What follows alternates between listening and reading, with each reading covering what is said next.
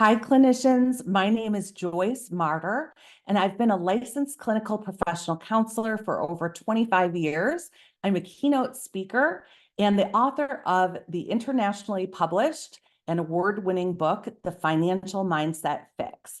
And I'm here today to talk with you about AI and mental health.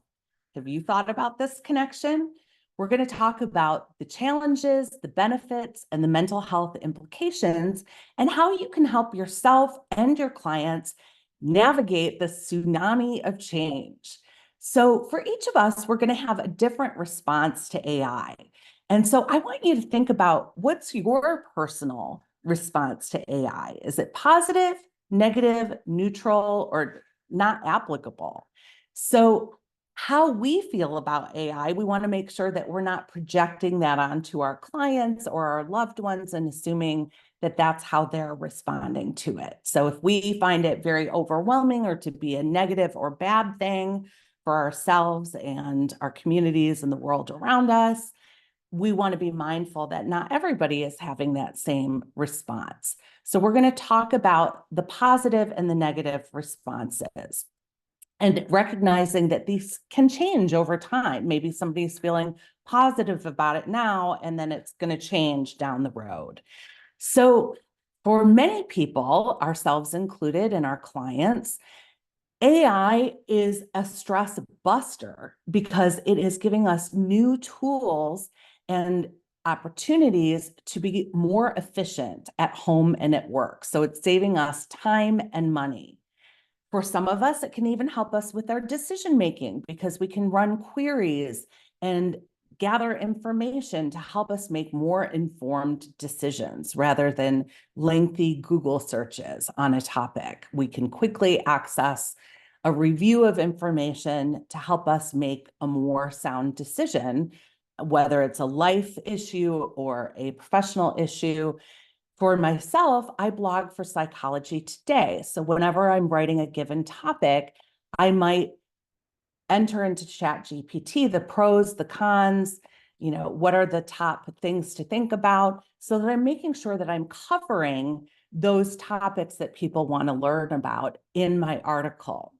So that's really helpful. I also use it to come up with the best titles. So I'll come up with my own title and then run it through AI and ask for 10 or 12 alternate titles, and then take the best one or a combination of a couple of them.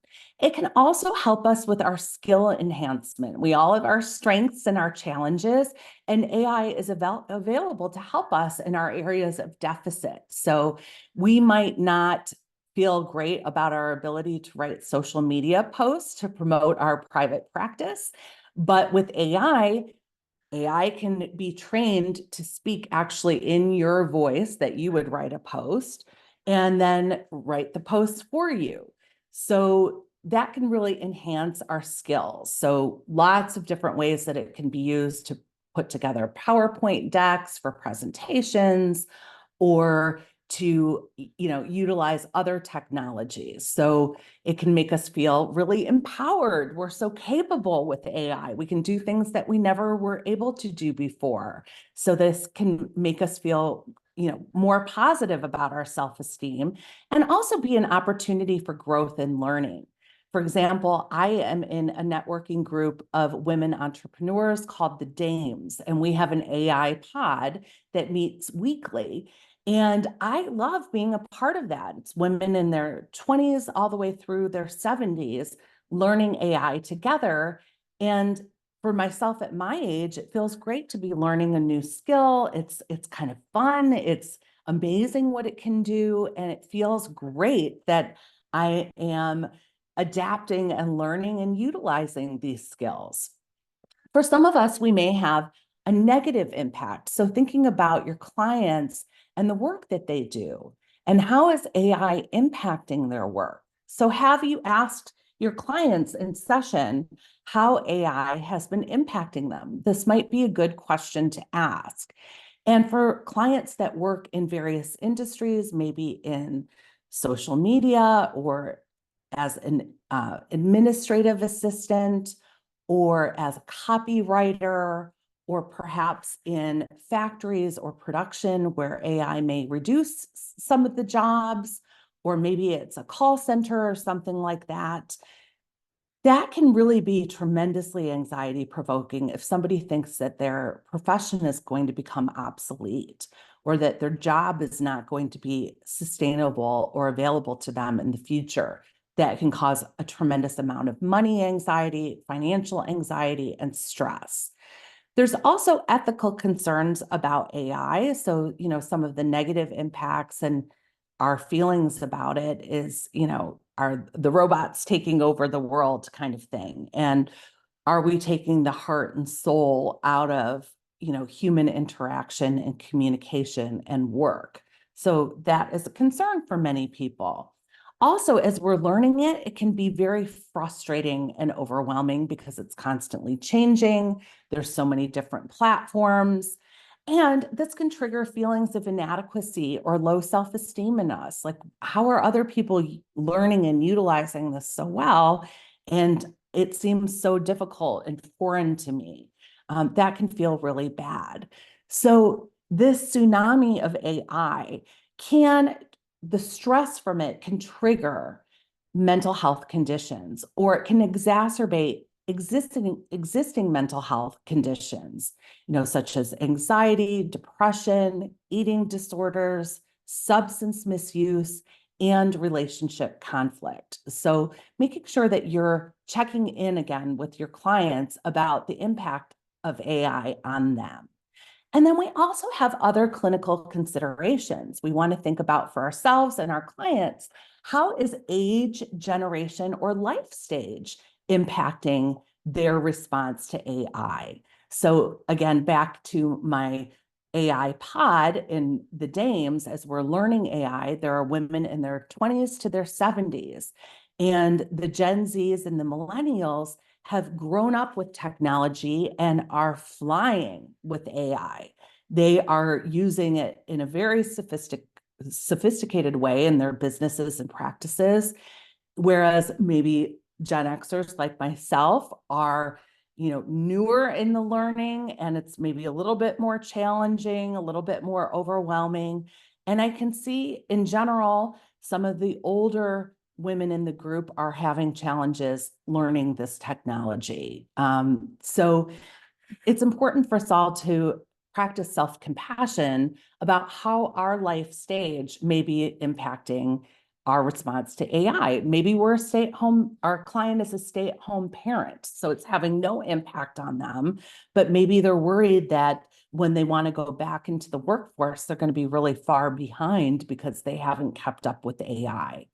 Another factor is our support systems. So for example, if a client has a boss who's very supportive and gentle about the transition to AI and provides training resources and workshops and rolls out the information at a reasonable pace, that's going to be a really different experience than if you have a client who has a boss who's like, go learn it, go figure it out, you're on your own, and you're going to now have a bunch more tasks on your plate because you have AI to help you. That would be enormously stressful. And then for each of us and for our clients, we want to think about any neurodivergence and how that might be impacting our response to AI. So if we have attention deficit hyperactivity disorder, for example, maybe that makes it easier in some ways to utilize and work with and learn technology and AI, or maybe it's even more overwhelming. So if our client or ourselves has a learning disability, that's of course going to impact their ability to learn AI. So keeping those neurodivergence factors in mind as you are working with your clients. So here are 10 ways that you as a clinician can support your clients in their adjustment to AI as it's changing our world. So number one, we want to provide empathy, normalization, and validation for whatever our clients' feelings are around AI. We also may want to provide them with some assertiveness training.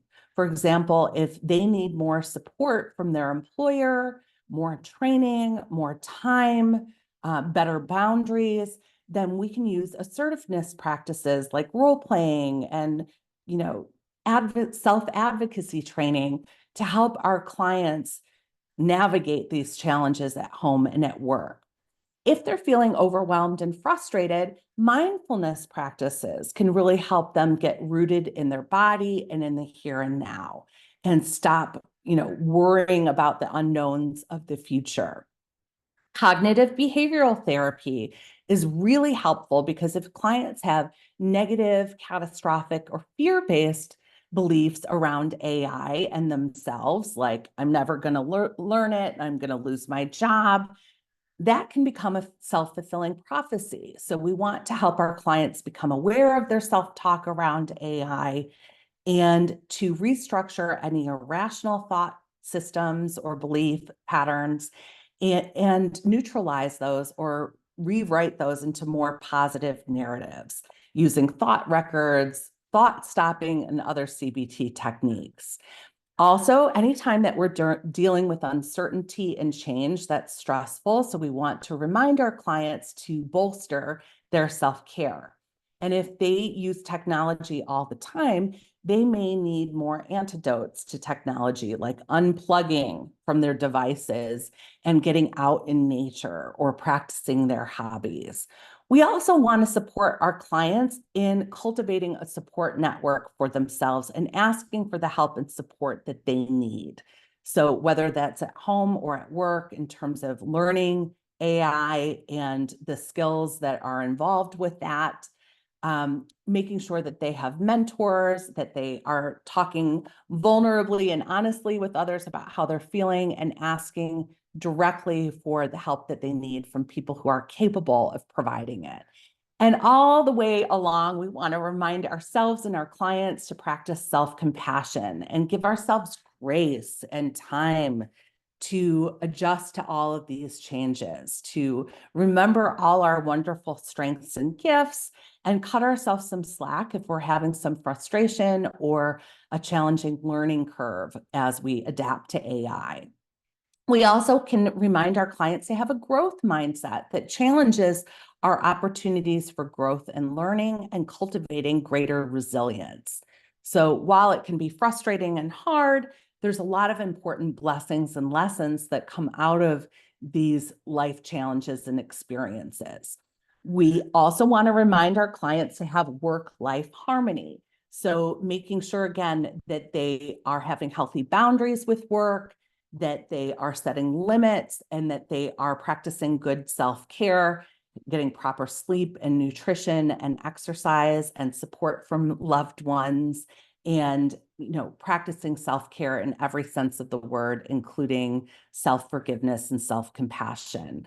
And then reminding them of their past successes. If they're feeling super overwhelmed about AI, remind them of something else that they moved through in the past. For example, for ourselves as clinicians, I remember in graduate school feeling like getting licensed sounded like this completely overwhelming mountain to climb. But I did it, right? And so did most, or if not all of you. So we've done hard things before and we've made it through. So reminding your clients that this is another one of those experiences and helping them to draw upon and remember those successes that they've had in the past and to trust that they will feel that same positivity on the other side of adapting to AI. If you are a group private practice owner, for example, or if you are a manager in your job or a supervisor, these are some of my recommended strategies for helping employees deal with the AI disruption. If you have clients who are employers, you can share these recommendations as well. But we're all going to have to be mindful together and utilize our emotional intelligence and effective communication and conflict resolution. We're going to have to give ourselves and each other grace as we move through this tremendous change that's affecting really every area of our life. So I'm wondering, what are your key takeaways? What are some other connections that you see between mental health and AI?